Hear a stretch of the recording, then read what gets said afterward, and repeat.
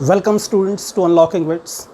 As you know, we are studying subordinate conjunction and we are going even deeper into the matter. So today I am taking some conditional sentence which start with were, had and should. Okay. So there are some conditional sentences. Conditional sentences means the sentences which put condition, ऐसे वाक sentence जिनमें शर्त होती है कि अगर ऐसा हुआ तो वैसा हुआ, ऐसा था तो वैसा था, ये जो कंडीशंस वाले होते हैं सेंटेंस. तो अब इसमें क्या होगा, क्लॉज,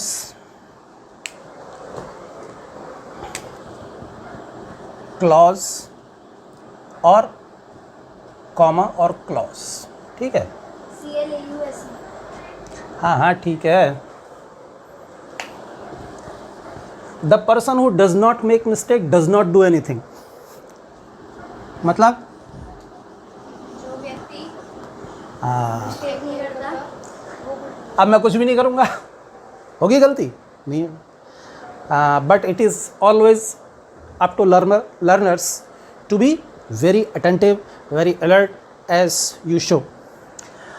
तो ये जो क्लॉज होता है कभी कभी ये शुरू हो जाता है वर से या शुड से, ठीक है, या हैड से, और फिर इसमें बाकी क्लॉज रहता है. तो ये तो आप जानते हैं कि हेड अगर क्लॉज होगा तो हेड अगर कोई किसी सेंटेंस में हेड अगर है तो उसका जो वर्ब होगा वो तो थर्ड फॉर्म में होगा, पास्ट पार्टिसिपल में होगा, कॉमा क्लॉज.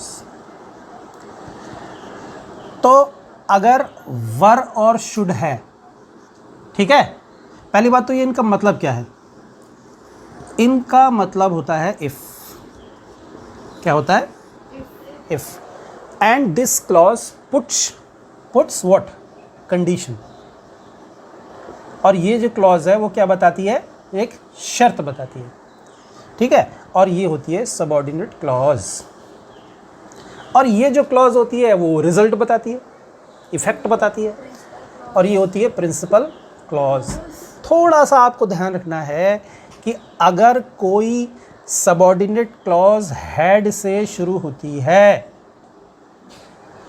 तो उसके प्रिंसिपल क्लॉज का मैं थोड़ा सा एरो लगा के बता रहा हूँ आपको. तो उसके प्रिंसिपल क्लॉज का जो मॉडल होगा वो होगा या तो वुड हैव, याद रखिए क्या होगा, वुड हैव होगा, या फिर कुड हैव होगा, और या फिर माइट हैव होगा. नहीं, शुड हैव नहीं होगा, है ना. मतलब क्या होगा इसका, अगर यदि इस सेंटेंस में हालांकि इफ नहीं लिखा होगा लेकिन इसका मतलब इफ होगा. जैसे मैं ये कहूँ वर आई यू, ठीक है, इसके दो हिस्से कर देते हैं ये. तो ये जो वर और शुड से शुरू होने वाला क्लॉज होता है, कंडीशनल सेंटेंस होता है, वो जो है वो बताता है काल्पनिक, क्या, काल्पनिक अवस्था, है ना.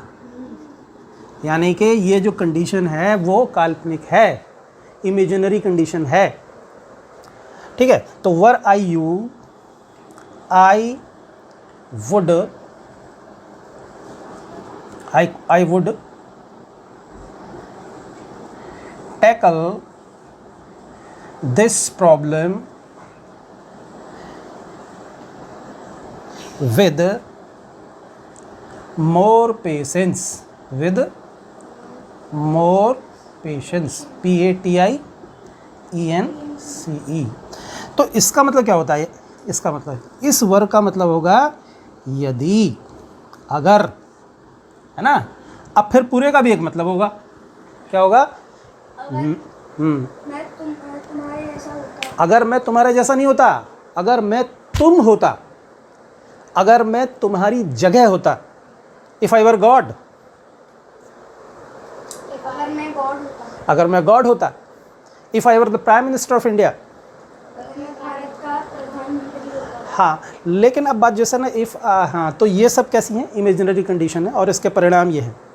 आई would tackle this problem with more patience, तो मैं ज़्यादा धैर्य के साथ इस प्रॉब्लम को टैकल करता लेता। अच्छा, और ऐसा ही है, शुड आई बी यू होता, अगर हम यहाँ वर की जगह शुड का भी उपयोग करना चाहें तो कर सकते हैं। तो क्या हो जाएगा, शुड आई बी यू, है ना। अब आपका होगा यहाँ तो बी नहीं है, तो ये वर्ब ही बी है। आपने जैसे पहले कभी पढ़ा भी होगा, आगे भी हम इसकी चर्चा करेंगे कि बी का एक रूप वर्ब भी होता है। अच्छा, जैसे अब हम इसका यूज़ करें, ये हैड, हैड से जो कंडीशनल सेंटेंस शुरू होता है वो अनफुलफिल्ड कंडीशन इन पास्ट ये बताता है, ऐसी शर्त के बारे में बताता है जो भूतकाल में पूरी नहीं हुई, है ना। तो इसको मैं लिख देता हूँ, UNFULFILLED,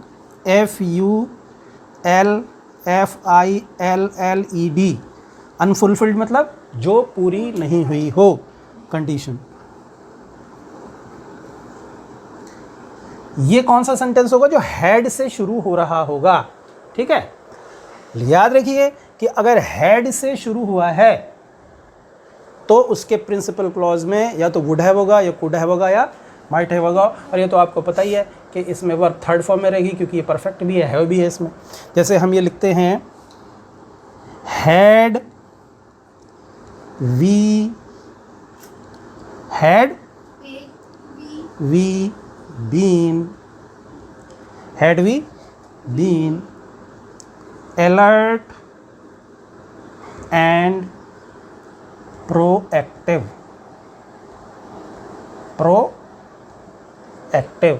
ठीक है। तो we could have, है ना, we could have overcome this pandemic, ठीक है, with